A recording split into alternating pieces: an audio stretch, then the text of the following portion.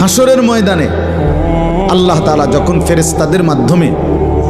আগুনের শিকল দিয়ে টেনে জাহান্নামকে হাসরের মাঠে এনে দাঁড় করাবে, মনে করেন এখানে আইনা রাখবে, আমরা সবাই তাকাবো, এরকম হাসরের মাঠে যখন জাহান্নামকে আনা হবে, এই জাহান্নামের দিকে এক নজর তাকাইয়া হাসরের ময়দানের সমস্ত নাফরমান পাপী বেঈমান আবারও বলবে আল্লাহর কাছে, রব্বানা আখিরনা ইলা আজালিন করিব, আল্লাহ একটু সময়ের জন্য দুনিয়াটা আবার ফেরত দেন, হায়াত আবার ফেরত, সময়গুলো আরেকবার দেন, আরেকটু সময় দেন, নজিব দাওয়াতাক, আপনার সব কথা তখন মেনে নেব, অনাত্তাবিউর রসুল,